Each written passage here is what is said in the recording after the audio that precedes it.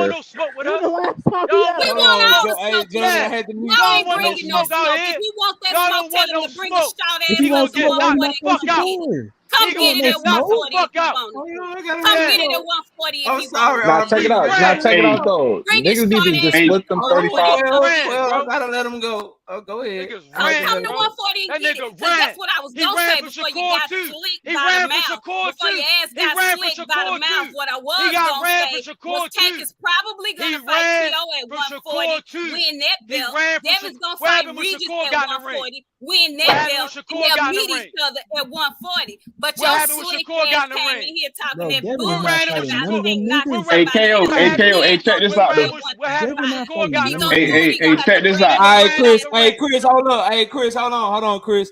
Hey, My bad, Neek, go bro. ahead. Let Neek get in, Chris, and then I gotta go to Bullet. Neek, go ahead and say All what you right, were bro. gonna say. My bad, bro. I ain't even want to do that, bro. But What's his niggas, name? man, niggas know what it is, bro. I'm That's about to What's his leave. that's name? Chris. That's Chris, Neek. That's Chris. Let Neek J get in here, Chris, and then I gotta go to Bullet. Go ahead. Oh, he go ahead and say what you were gonna say, Neek. Go ahead though. Yeah, get your ass on, Christopher.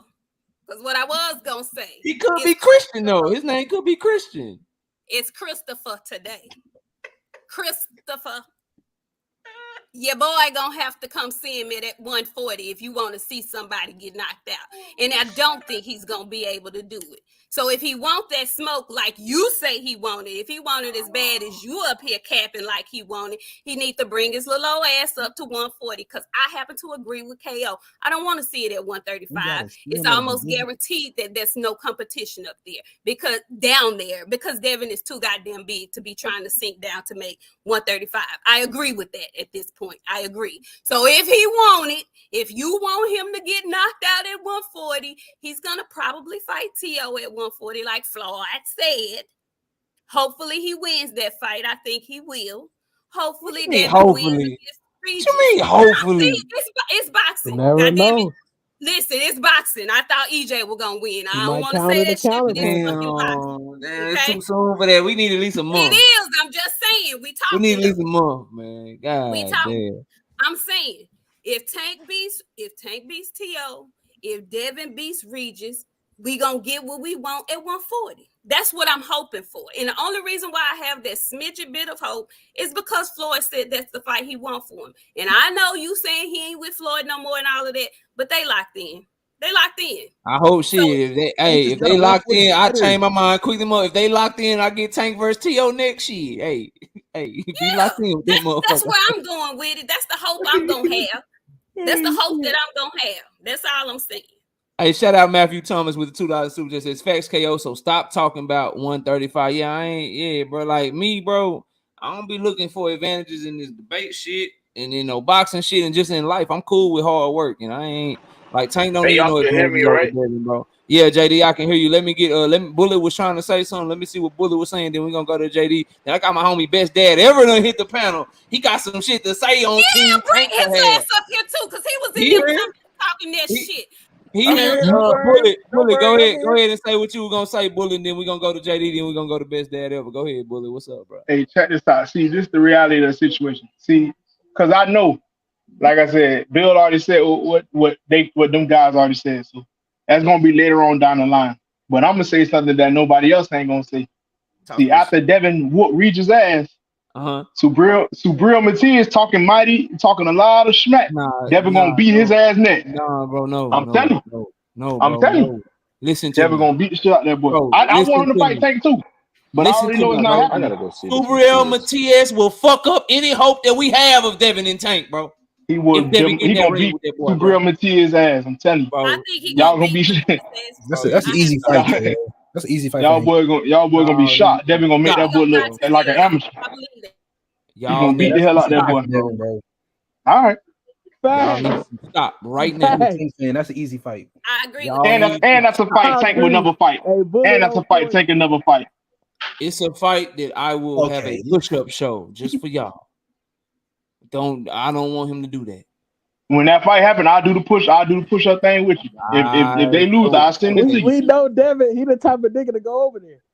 No, he's not. Yes, he Yes, is. he is. No, he's not. Yes, Yes, he he is. is. Yes, he No, is. he's not. Yes, he is. Yes, he is. But He that that fight type is of nigga to go over unrealistic there. as fuck anyway. Yes, So he it's is. all good. Yes, he is. You know why? Y'all know why that fight is unrealistic? I gotta get JD in here because Subriel Matias is signed to the PBC. And guess what? Hey, save me for last. Ain't nobody getting the shot at Devin from the PBC before Tank get his shot at him. Y'all, that shit ain't happening. Nah, Unless he don't want it. they won't be on the table. just like what nobody Bud could go to. Bud wasn't finna get Jamel. He wasn't finna get Boots. He wasn't finna get Tony Harrison. So He you wasn't saying they finna gonna get Tim freeze him out? Kazoo. You You coming saying over they gonna here, freeze him out? you But got the Earl problem, for the you, problem, the problem is with that KO is I don't think Tank want the Devin fight as much. EJ wanted the Bud fight. and oh no, I don't You think say that, nobody. but I don't That's I what think don't it think so. comes no, no, down no. to. I didn't let you finish. I don't think nobody wanted to fight as much as Earl wanted Bud, because Earl put Exactly, himself at a huge fucking exactly. disadvantage, bro. He did shit that, in my opinion, he shouldn't have had to do. Like me, I'm just keeping it 100 with y'all, bro. If I had that type of leverage, if I knew that I was A side like that, bro, listen, man, I'm walking out last. No, what the fuck you talking about? You not getting no 50-50, then you can kick rocks. If that's what it takes to make the fight, then you just don't want to fight me. Who else we got? That's just me. But Earl, he moved how he moved, and he really wanted that shit. And he made that shit happen, bro. But I ain't seen, in recent memory, I ain't seen nobody want to fight as bad as Earl wanted to fight. But that's why it broke my heart to watch the fight happen the way that it happened, bro. Cause I know how bad he wanted that shit, and I know the sacrifices that he made to make that shit happen, bro. And that shit was difficult to watch, man. JD, what's up, bro? Yo, what up with y'all? Y'all can hear me? Yeah, man. Yeah, I hear you loud and clear, homie. Talk to me. What's good, bro?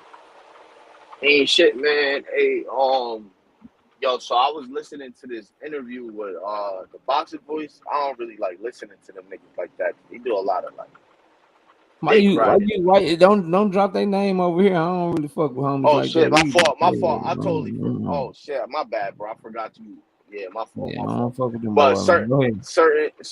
certain little, I mean, but they salute to the they have grind and shit, working hard and building your shit. I just don't fuck with them though. yeah, But they, you they know, passed. whatever. Well, so I won't say the name again, but it's not just them, but a couple like for whatever reason, it's not ever about like boxing. You want to see the fight. It's more about a clout chase. You want to be on the winning side. That shit weird to me.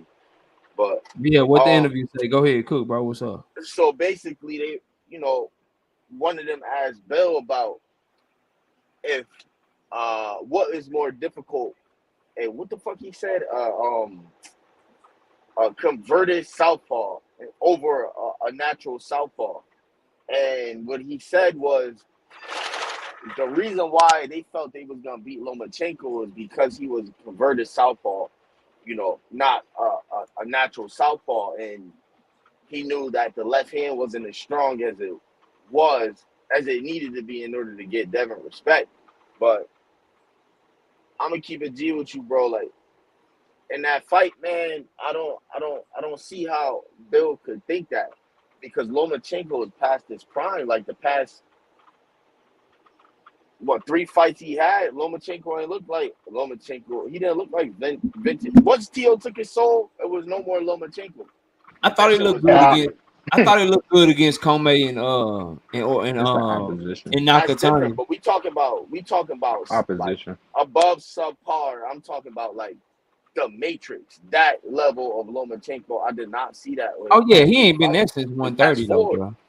Yeah, so he Linares come up. Like and he was getting Yeah, dropped Lomachenko. by. He was getting dropped Come by on, man. Linares and shit. He ain't been there for a minute. yeah, but I'm just saying, so if we could say that, and we agree on that, then how can we gauge what level of southpaw these southpaws that Devin is getting in there with? And personally, I feel like the Regis fight is not the fight I wanted to see at 140, but it's not the fight I wanted to see Devin in at all, because I mean, I'm a fan of Devin Haney. I ain't gonna front. I am. I like Devin, but I just feel Tank can stop him, and Tank is just a better fighter than him. And I feel Shakur box circles around him and shut him out.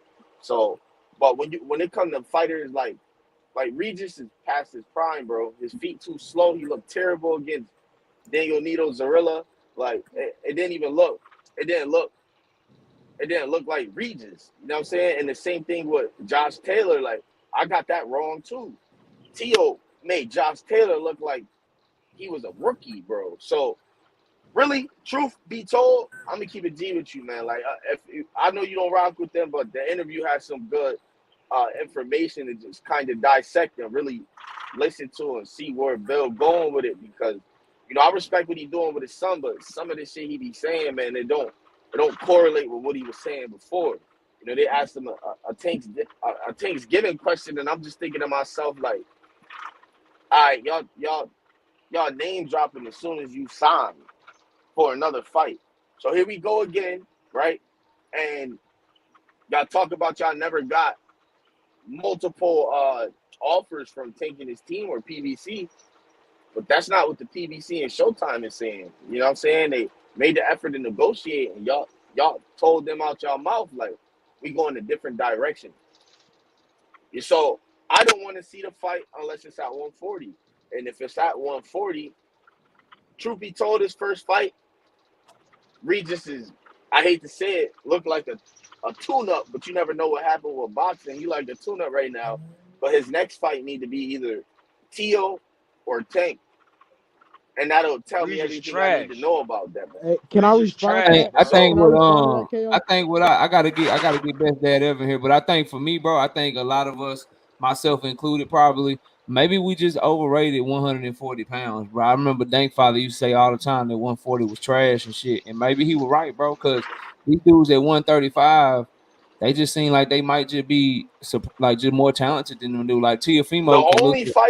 The only fighter at 140 that I say I disagree with you that on is well, it's a couple. Richardson Hitchens, Gary Antoine I'm talking about the King top. Cruz, I'm talking about the top of the division though. And no, Gary I get you. Antoine Russell to me, like I like his pressure and shit, but if you go watch Gary Antoine Russell, he got the same problem Gary Antonio got. And that is, bro, he throwing his jab, leaning over his front foot. He don't even throw his jab to land, bro. Go watch his. Yeah, he's go watch way too sloppy. sloppy. He throw his jab just to. Hey, KO, can you hear me? Can you hear me, KO? Throw that bitch. Yeah, I hear you. Just one other fighter that I think is the best at 140, that's a 50-50 fight with anybody at 35 is Subriel. Subriel Matias killed somebody in the ring, and we got to stop acting like he ain't just destroyed his volume, hand speed, his power. That guy who he just fought was actually a very good fighter, and he the dude out of Brazil, Ponce. Yeah, Ponce. Once he put him down, he said, "That's it. I'm straight." You know what I'm saying? Yeah. So I see anybody with that type of with that type of stamina and hand speed and power and that type of mentality that's like a real killer, like they a problem. So to think somebody's just gonna like Subriel Matias, the reason I worry for a fight with him and Devin Haney, Subriel Matias ain't the type of person that you're gonna keep off you with a jab and moving, bro. Like you're not gonna just keep him. You're not gonna keep him away from you for a whole fight just by jabbing and moving if he ain't respecting shit that you got going. He a dog in there, you know. Like I do think Haney can out. I do think Haney can. Devin has the power, or any of them guys that are at 140 have the power to keep Subriel off. It's gonna take somebody at 147. I think to fuck with Subriel. If I'm keeping it, you gotta have the timing. You gotta have power. You gotta have a lot of shit to keep that boy cut. Once he get close to you, got all that 4-5 punch combination, them hoes. You say Devin got all? You say Devin got all that? Stop it! I'm telling you, he got all of it. Stop. Bro, this is my shit with y'all. That boy is a very good boxer with good foot movement, good distance control. But he ain't knocked nobody down in 90 rounds, bro. Give me my hammer.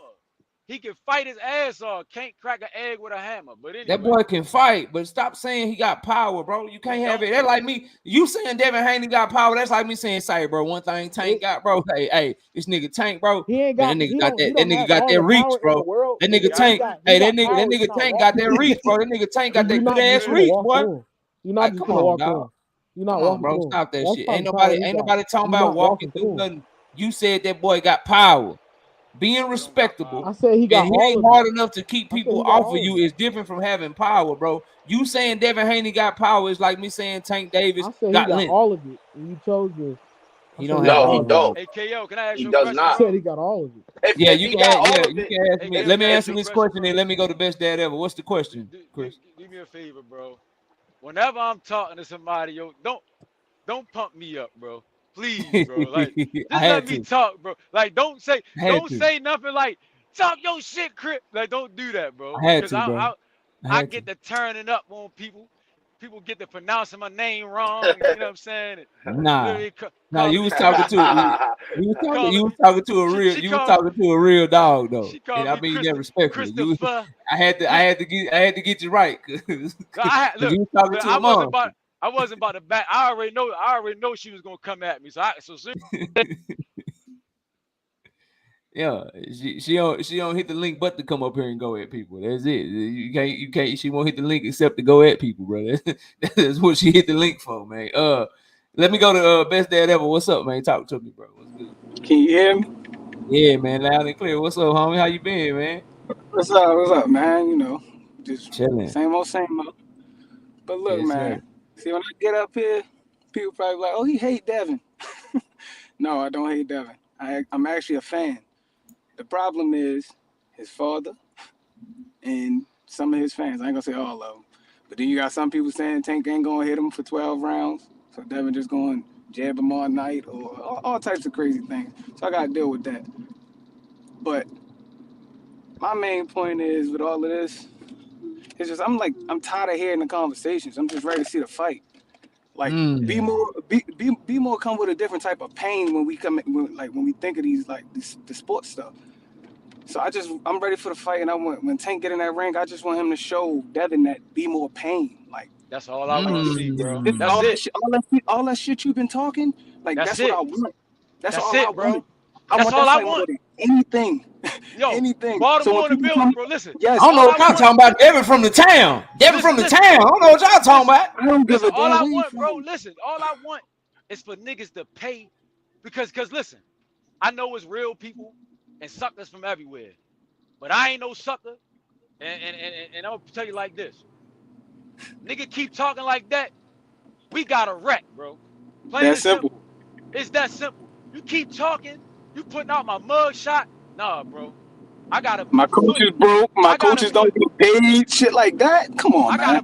I gotta put foot to ass, bro. It's that simple. Foot to ass. It's So that y'all gotta simple. pay the consequences. What's gonna happen to the guys? What I'm saying. Yeah, he gonna get murdered, bro. It's that simple. He gonna die. Ain't nothing gonna happen to him. It's gonna be 140. 36 No. We minutes don't of want the hell. young man to die. No. I ain't gonna 36 say that. minutes That's of figurative fucking speech. hell. I don't mean real. I don't mean really die. 36 Nah, minutes of bro. hell.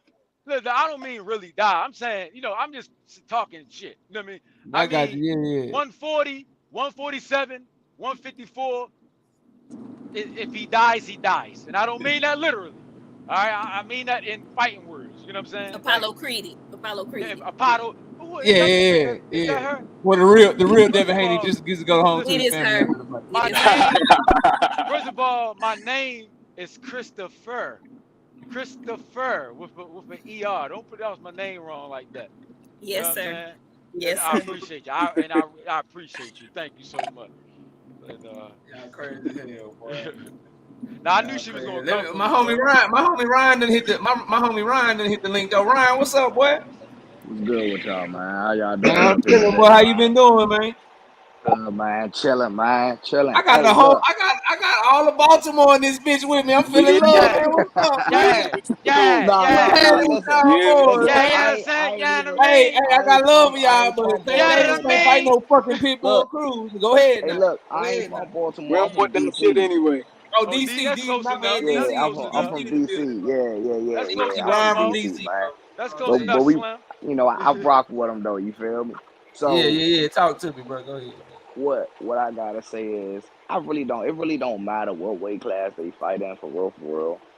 I don't think Devin got enough. And before all these Devin fans get to hopping on me, that last fight that I seen with him and Loma, when he went to the corner and he real out was looking at his dad the way he was. I coach football, bro, and like we look for shit like that. Like who gonna check out in that when shit get tough? You know what I'm saying? And I didn't see Tank in some fights. You know what I'm saying? Like he never came back to the corner frustrated, even if he was getting hit, even if he was, you know what I'm saying, felt like he was down. He never ever came back to the corner frustrated.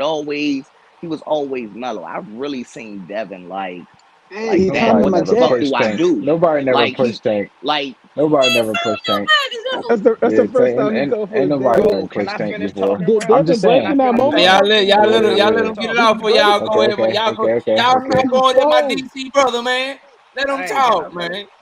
Look, man, Dang. look, Go ahead, Ryan. appreciate you. Talk to him, But Ryan. Too listen, many facts look, coming, man. Go ahead. Wildin', man. He's Devin look, Haney I'm fan. listen. Wow. It's literally you saying nobody never pushed Tank, but I mean, in the Barrios fight, they say Tank was down on the cards, and Barrio was actually working Tank. That's a big nigga to fight, bro. And Barrio's not small. Barrios went up to 147. You laughing? Nigga Loma's a little fry to Devin. Devin Loma's should have way mopped the better fucking than floor with him. Barrios. Bro, Leo Santa. Devin Look, I'm should a have Tank mopped the fan, floor bro. with that Different nigga, type of bruh. fight Devin Listen, was young, hey, in. young, hey, You young. talking Young. about Loma is Barrios? You talking fine. Devin called for his daddy in Damn. the corner. Come on, look, Mo. look. Come on, Hey, Mo. You hey, talking young, about hey, young. Let him Barrios? rock Just though. say Let He him that. rock. said Let him rock. dad. He Say said that. I dad. don't He want to calling hear my Barrio. dad. Hey, why y'all getting so emotional? Won't let my man's cook though? That's all I'm Yeah, saying. yeah. Let my man. Listen, Golly. Dang, why y'all ain't let my man's cook though? But Let him cook, listen, even if he even cooking the Dad, wrong he meal. calling Let him my finish What dad. you cooking. mean? listen, let I Slim laughed. cook. what somebody was about to say something about Santa Cruz, and Santa Listen, Cruz I was was saying putting this. hands I'm a on him. Tank fan. Hold Listen, on, I'm a Chris. You Tank. just said let him cook, Chris, and you cut him No, off, no, Chris. But he listen, referring to me. Look, he was yeah, saying he yeah, was yeah. talking What about you me. was Like, saying? listen, Yeah. I'm a Tank fan, and I believe Santa Cruz was touching my guy up, and my guy got him the Nah. But fuck out of there. he never came back to the corner. No. I'm just, Looking, giving, bro, like I'm bro, giving I'm you trying strength. to tell Look, you, listen. I know I'm listen, I'm hip, giving but you strength listen, to a your point. look I'm giving you strength. when you look in a nigga eyes, bro, and a nigga eyes he like he don't know what the fuck he can like. Right, you never seen him worried before. You I never seen him never seen worried. him worry, bro. And that Never seen wasn't him even worried. real. That wasn't even real pressure that Lomachenko was putting on him. That wasn't Tank Right. type of pressure that Loma was putting on him. It was mental and physical, brother. He said, "Dad, But he's doubling on my jab." but Ain't my nobody nigga, ever but challenged Y'all mad Brian. because he nigga, that's But what addressed I. his on a daddy mental as his level, daddy. it Y'all wasn't so even. whack. It was a Y'all I'm mental so not level. even whack. listen, Oh my listen, God. listen, listen. Y'all so I'm not whack. even worried about what he called his daddy. I'm worried Yes, you about the way are. he. I'm worried about the way he looked at his daddy. Okay, he Fuck what he looked at him called his like that, daddy. but what did the man He come was out Did and he do in round confused, bro. 12? fold? He was Did he confused. He fold? said, What did he "Daddy, do in round The 12? nigga won the 12th round. Did he What did he do fold? That in tripping round me 12? out. Did he fold? He tripping me out, Dad. And KO, Hey, KO, what happened? Hey, I'm not in this You shit. took him He out. tripping me out. I don't know I'm who not in his this shit. daddy. Y'all got me fucked You up. Daddy. I'm got not him in to this no shit. finish. That's all I gotta His say. daddy. I don't know what You got him daddy. to no I can finish. tell a lot Then about go get y'all. that I ER really scan. can. Lomachenko, I'm not in this shit. Lomachenko pillow fist God hands ass. damn. He His was getting pillow worked fist by a ass little got ass sent to the nigga. hospital too. y'all want the minute though. listen. I'm gonna stay up Loma here. had Pillow him wobbling bleeding or some across the shit. ring, coming back He to was his getting daddy worked with by a glassy little. eyes.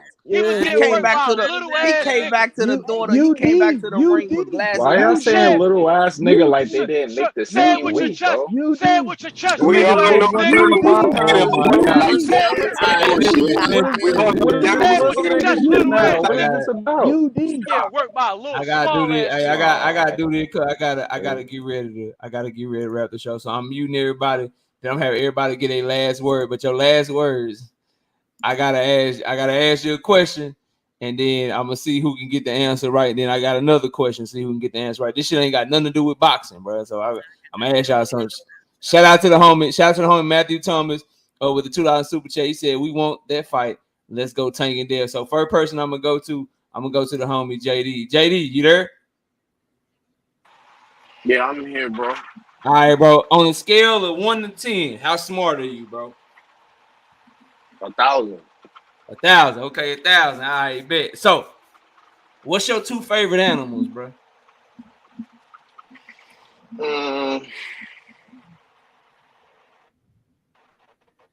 I gotta say a dolphin Okay. and a panther. A dolphin and a panther. Okay. So, if a dolphin, a panther, and a monkey is racing up a coconut tree, who gonna get to the banana first? What? Hey, yo, wait, hold on, bro. You gotta ask me I'll that say shit it again. again. I'll What say did it you again say, for you. sir? If a dolphin, a panther, and a monkey is racing up a coconut tree, who gonna get to the banana first?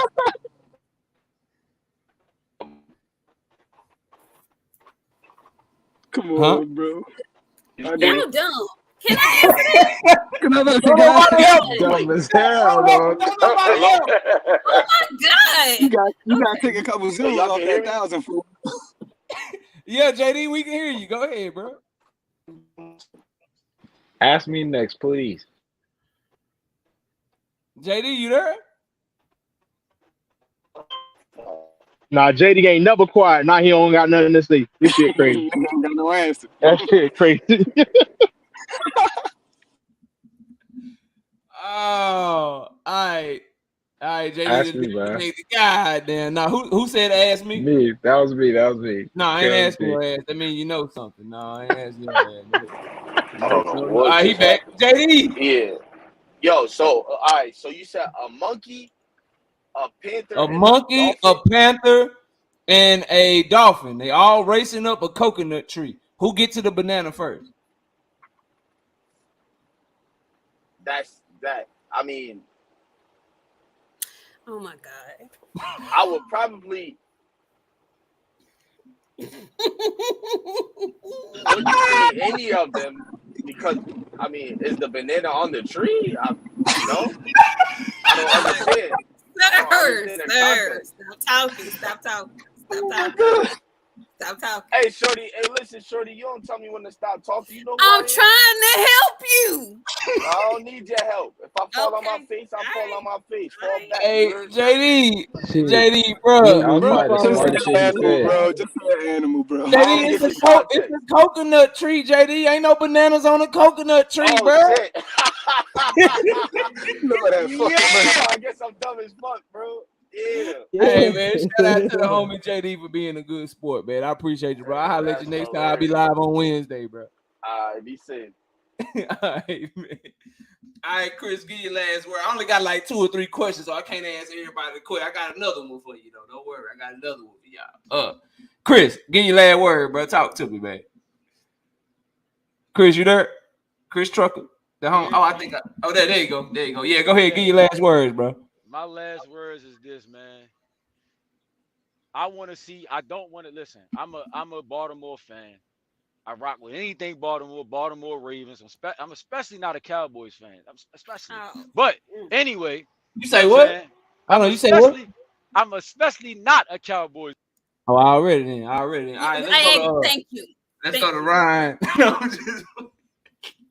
You took me out. I'm getting goofy, bro. It's late. All right, Chris, go ahead, man. Go I ahead, thought he bro. put me. I was like, damn, you're being petty.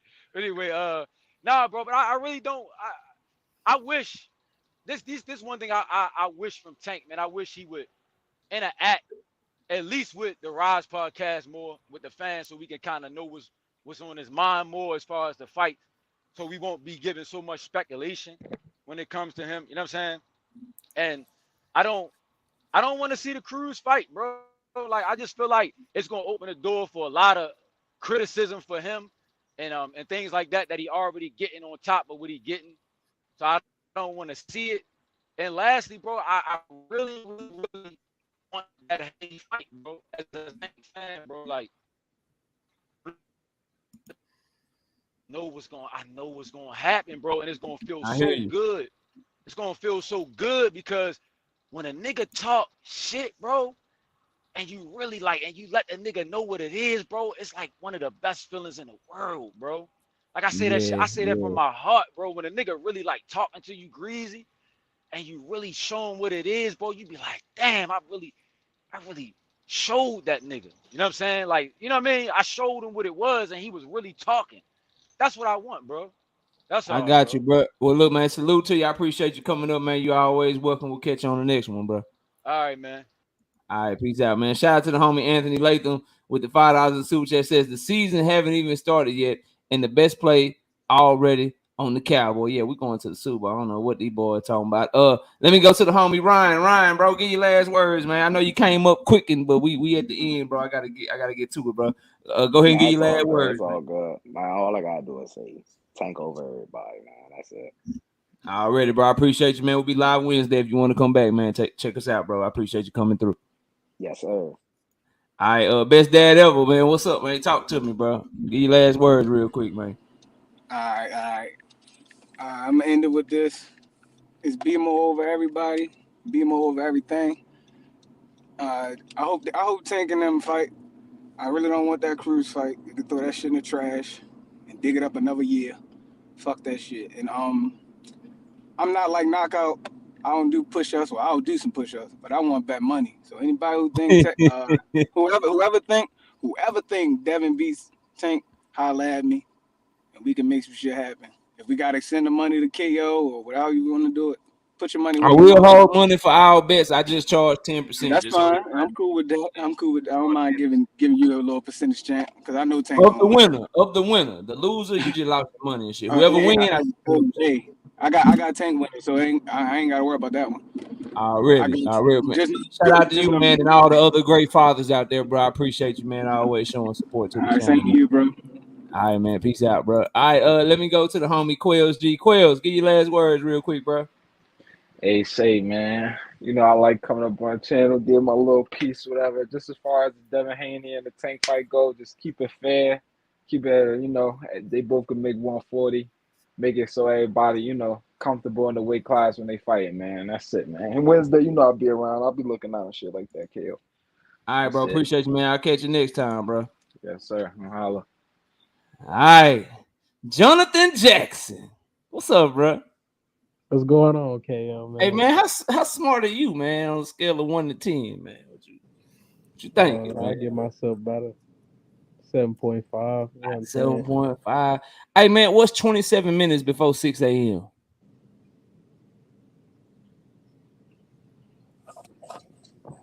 What the fuck? Hold on.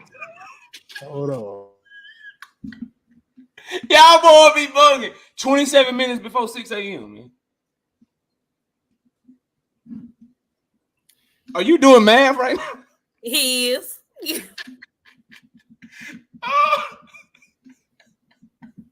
Chat, stop trying to help people.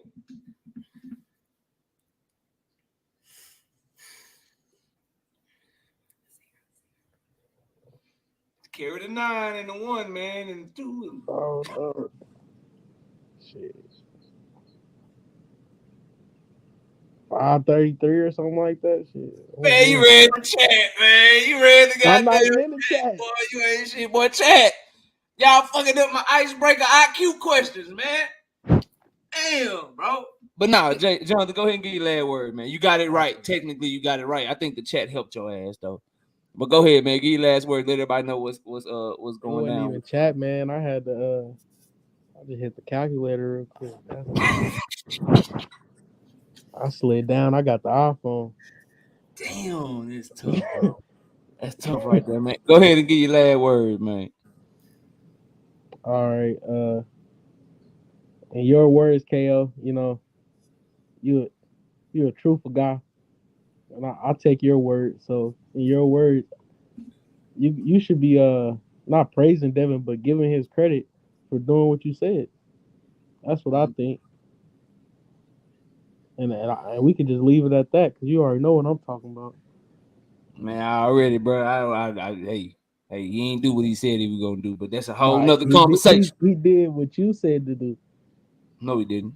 Yes, he did. I've been telling that man to call for the Tank fight since he beat Loma. What'd you tell him to He did do? what I What'd said. you tell him to do if he get in negotiation with somebody else? I told him to be quiet about Tank. So what is he doing? His daddy talking about Tank. His daddy can do because he's representing of the Man, business. He's a he promoter. represent He who? can say He whatever he represent wants. that. I He can already, say what man. Look, man, nobody says. Ain't I'm what done Bob arguing with says. y'all. This and I that. gotta wrap the show. I'll be back to argue some more on Wednesday, though, bro. All right. You All right, already man. know I where I'm appreciate at. you. I'll holler at you, bro. I'll see you on Wednesday. See you on All Wednesday. right, then let me get Art Breezy. Let me get your last word, man. KO, stop getting soft for these Haney fans. No, we not going to 140. When the fuck do the A side go to the B side division? We not changing up shit, nigga. And stop asking who Tank want to fight. He said he want to fight Loma. Bob Aaron said that nigga not fighting 2024. T.O. had a fake retirement that came back. We not finna fight that nigga either. We also said Devin, that nigga moving up to 140. We said Shakur, that nigga at Cambosa's fights talking about, oh, I can knock you out. Them niggas don't want to fight. So guess what? Get ready for that Tank Cruise too. And I don't want to hear nothing about it. Y'all finna buy it. We all finna buy it. Fuck y'all. I'm gone. All right, bro. Peace out, man. All right, let me go to Nick J. Nick J, give you last word. Let everybody know what's going down on the Queens of the Ring this week, man. This was fun. We'll be back on Friday, 9:30 Central Standard Time, just recapping all the events of the week. Looking forward to the first press conference tomorrow from Canelo and Charlo. So we'll definitely be talking about both of those press conferences, and just patiently waiting to see who Tank Davis fights. If he fights this year again, I am under the impression I don't think he's gonna fight this year, KO. I think he's gonna sit out the rest of the year. I don't think he's If gonna not, fight it'll be nobody. like January or February or some shit. He'll fight Yeah. early next year. Yeah. Yeah, I think he's gonna fight early next year. And that's about it. I'm tired of them. I'm wore out. I don't have no more fighting me about that damn fight. They not fighting each other, so I am not finna be We on arguing. Canelo. We on Canelo on Wednesday night. We gotta talk about Canelo Wednesday. So yeah, that's gonna be good. I'm excited about that fight. Actually, I think Charlo gonna. I think he got some shit to prove. So I think it's gonna be a better fight than most people are giving him credit for. And I can't wait to see it.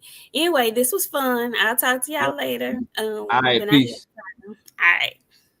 All right, Bullet, how smart are you, bro? Come on, man. I'm a genius. I know what you're trying to do. I knew what you was doing though. But go ahead. Oh, the scale of 1 to 10. Where do you rank yourself, man? I say I'm a 10. You're a 10. All right. Say, I need you to repeat after me, okay? Yes, sir. All right. 1. 2. Repeat after me. What? 2. No, I was trying to start over from the beginning. You said repeat after Okay, yeah. All right. 1. 1, 2. 2. 1, 2. 3. 3. 4. 4. What's the number after 4?